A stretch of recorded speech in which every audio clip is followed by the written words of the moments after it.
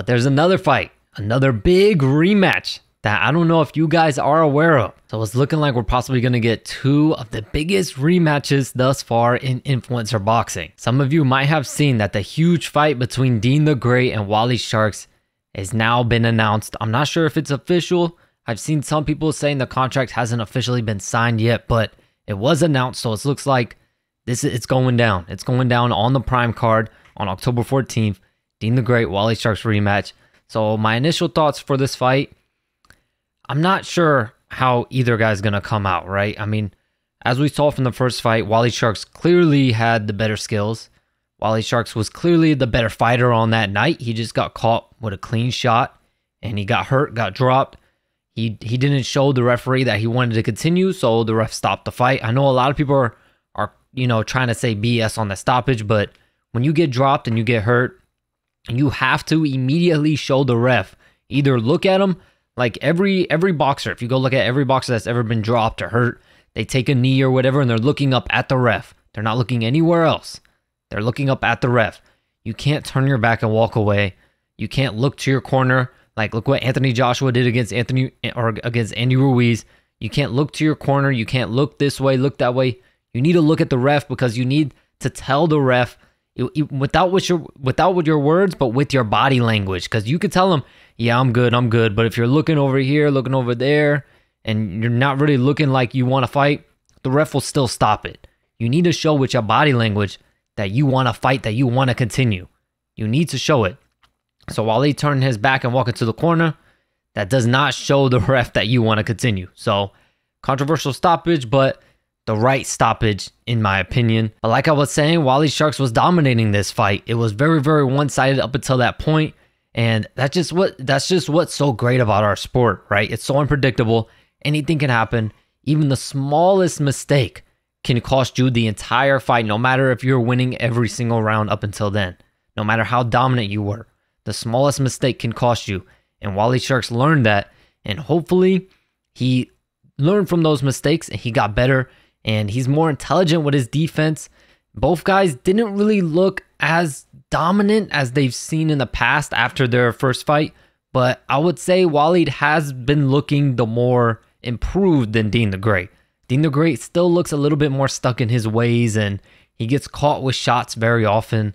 So I could see this fight going the same, but like I said, and this is a mental game too, these guys are definitely going to be getting into that mental warfare leading up to this fight, and there better be security at that press conference because I guarantee it's going to get wild.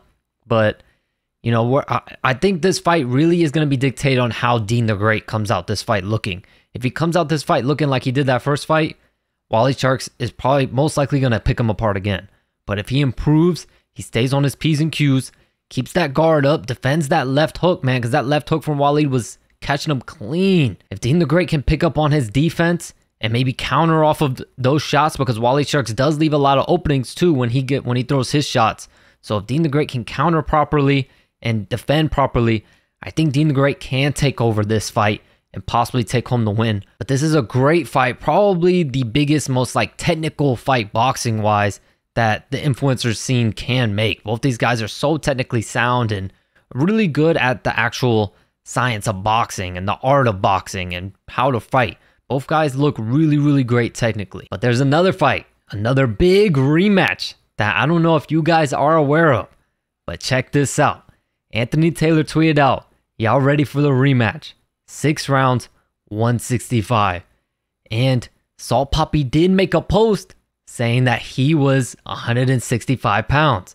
So it's looking like possibly we could be getting a rematch, but this time 6 rounds Anthony Taylor versus Salt Poppy. So this is going to be a big test for Salt Poppy again, man. A big test. As some of you guys saw, if you were around for when that fight happened, I did predict that Anthony Taylor was going to win because it was a four round fight.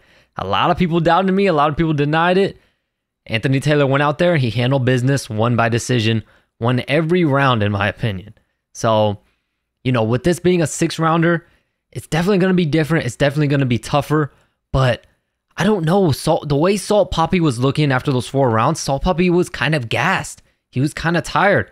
I do think if the fight would have went later on, Salt Poppy would have a better chance, but he was looking super tired.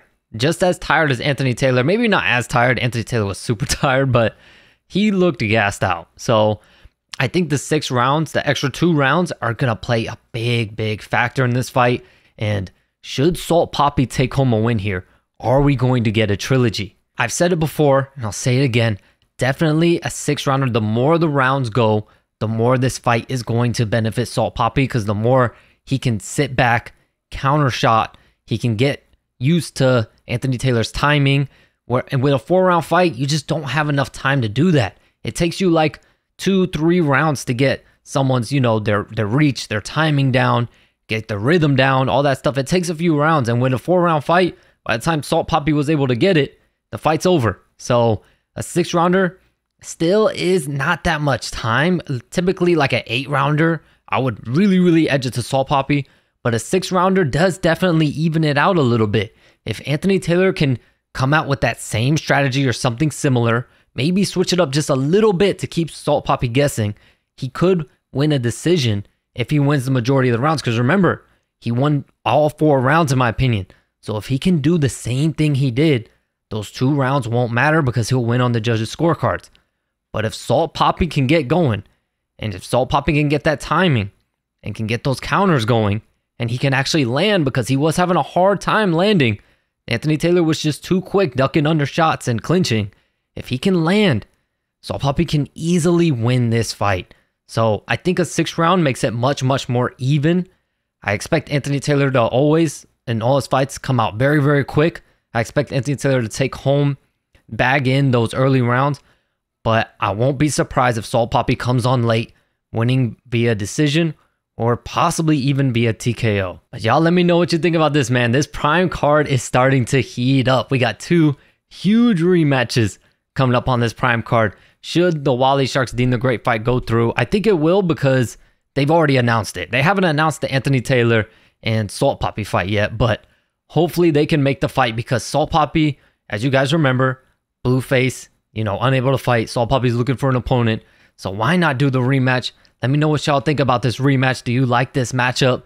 Who do you think will take it? And as always, I appreciate you guys so much for the support, and I'll catch you in the next video.